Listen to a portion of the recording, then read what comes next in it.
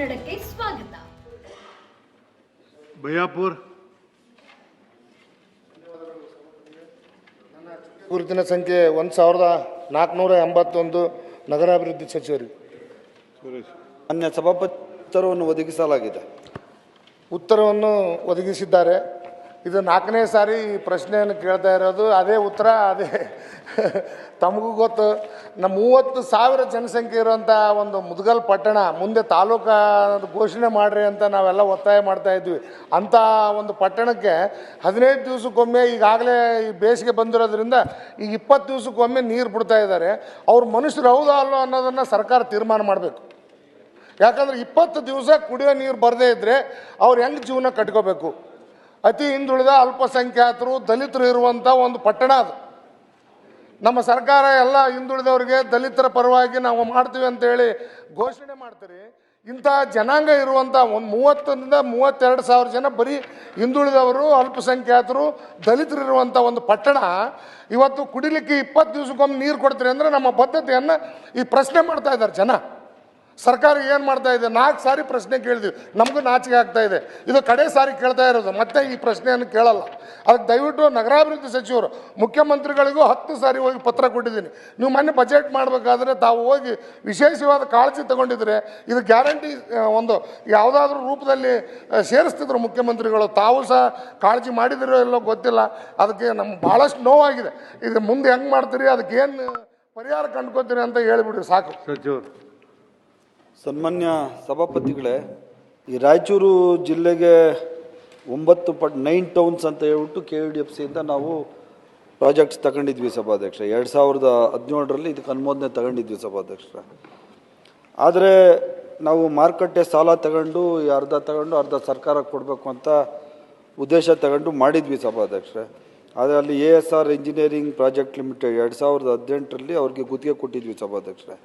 18 ತಿಂಗಳೊಳಗಡೆ ಮುಗಿಸ್ಬೇಕಾಗಿತ್ತು ಅಂತ ಹೇಳ್ಕೊಟ್ಟಿದ್ರಿ. ಆದರೆ ಅವ್ನು ಲೇಟ್ ಮಾಡಿದ್ರಿಂದ ಬರೀ 27% ಮಾತ್ರ ಕೆಲಸ ಆಗಿತ್ತು ಸಭಾಧ್ಯಕ್ಷರೇ ಅಲ್ಲಿ ಮುದಗಲ್ ಪಟ್ಟಣಕ್ಕೆ.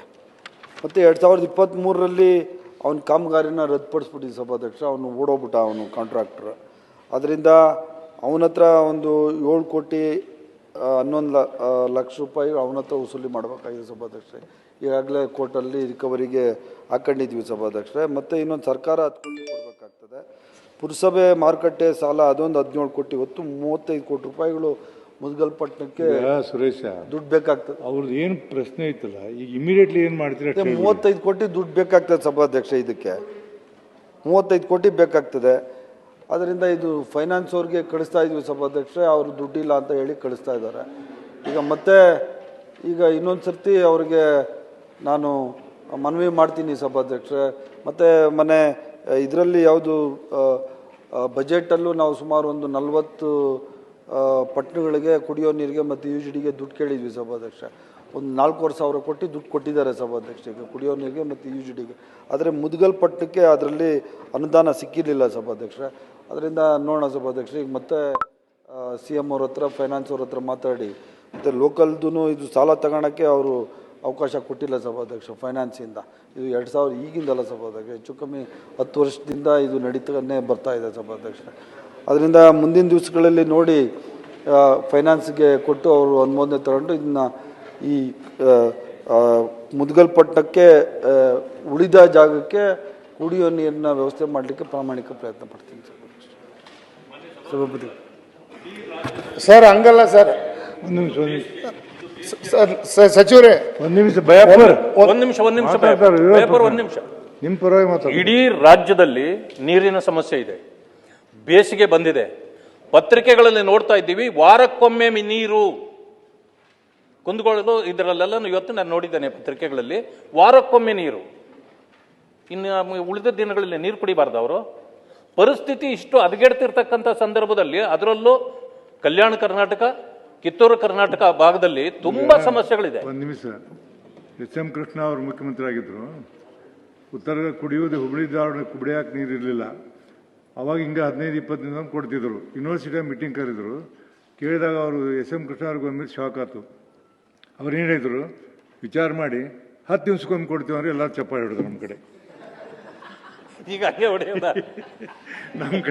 ನಮ್ಮ ಕಡೆ ಜನ ಹೆಂಗಿದಾರ? ಅಲ್ಲ, ಪರಿಸ್ಥಿತಿ ಹೀಗಿರುವಾಗ ಈಗ ದಿವಸ ನೀರು ಬೇಕು.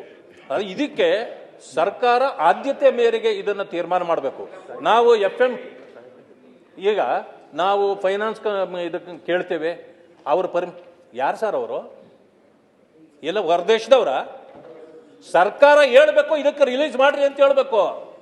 ಸರ್ಕಾರ ಅಸಹಾಯಕತೆ ತೋರಿಸೋದು ಸರ್ಕಾರದ ಕೆಲಸ ಆಗಬಾರ್ದು. ದಯವಿಟ್ಟು ಇಂಥದ್ದನ್ನ ಬಗ್ಗೆ ಯಾವುದು ಅಸಹಾಯಕತೆ ತೋರಿಸ್ತಾ ಇಲ್ಲ ಸಭಾಪತಿಗಳೇ. ಕುಡಿಯೋ ನೀರು ಇದೇನು ಹೊಸ ಸಭಾಪತಿಗಳೇ?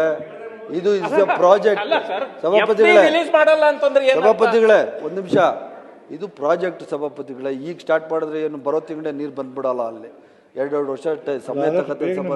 ಅಲ್ಲ, ಮಾನ್ಯ ಸದಸ್ಯರಿಗೆ ಹೇಳೋ ಸಭಾಪತಿಗಳೇ, ತಾತ್ಕಾಲಿಕವಾಗಿ ಕುಡಿಯೋ ನೀರಿಗೆ ಪ್ರೈವೇಟ್ ಬೋರ್ವೆಲ್ಸು ಟ್ಯಾಂಕರ್ಸ್ ಅಲ್ಲಿ ಓಡಿಸೋದು ಇಡೀ ರಾಜ್ಯದಲ್ಲಿ ವ್ಯವಸ್ಥೆ ಮಾಡಿದ್ದೀವಿ ಸಭಾಧ್ಯಕ್ಷ.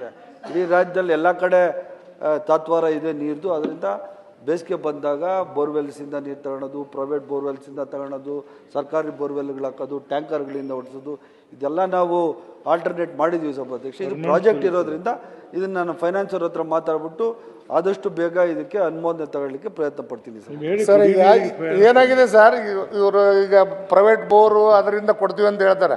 ನಮ್ಮಲ್ಲಿ ಫ್ಲೋರೈಡ್ ಕಂಟೆಂಟ್ ಇಷ್ಟಿದೆ ಸರ್, ನಿಮಗೆ ನಾಳೆ ಬರಬೇಕಾದ್ರೆ ನೀರು ತಂದು ಕೊಡ್ತೀನಿ ಸರ್, ಒಂದು ಗ್ಲಾಸ್ ನೀರು ಕುಡಿದು ನೋಡ್ರಿ ಅದನ್ನ.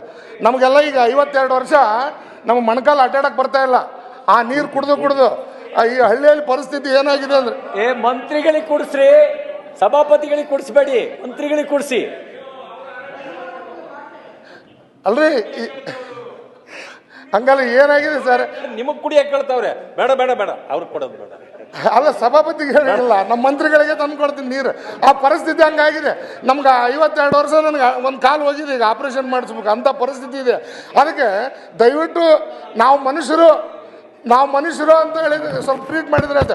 ಅದೇ ನಿಮಗೆ ಇಲ್ಲಿ ಮದ್ದೂರು ಮೈಸೂರಲ್ಲಿ 3 ದಿವಸಕ್ಕೆ ನೀರು ಕೊಟ್ರೆ ನೀವು ದೊಡ್ಡ ಆಕಾರನೇ ಮಾಡ್ತೀರಿ.